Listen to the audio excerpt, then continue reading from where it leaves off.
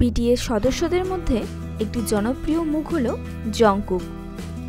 জংকুকের ব্যক্তিগত জীবনের অজানা তথ্য জানতে আমার ভিডিওটি শেষ পর্যন্ত দেখুন। ভিডিওটি যারা নতুন দেখছেন তারা অবশ্যই আমার চ্যানেলটি সাবস্ক্রাইব করুন।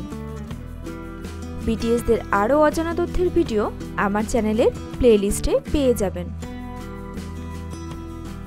জংকুকের জন্ম 1997 সালে 1 সেপ্টেম্বর। তিনি দক্ষিণ কোরিয়ার বুসানে জন্মগ্রহণ করেন। কে পপে কেরিয়ার গড়ার জন্য তিনি সিউলে চলে আসেন। এখানে এসে তিনি RM এর সাথে দেখা করেন এবং BTS এর অধীনে প্রশিক্ষণ নেন। 2013 সালে নো মোর ড্রিম একক গানের মাধ্যমে আত্মপ্রকাশ করেন। 2018 সালে তিনি অর্ডার অফ কালচার পুরস্কার পান।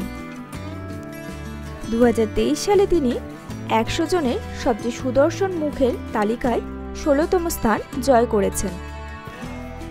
2023 সালে তিনি কোরিয়ার সেনাবাহিনীতে যোগদান করেন।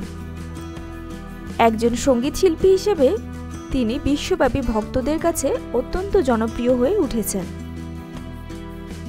ভিডিওটি ভালো লাগলে অবশ্যই একটি লাইক করতে ভুলবেন না।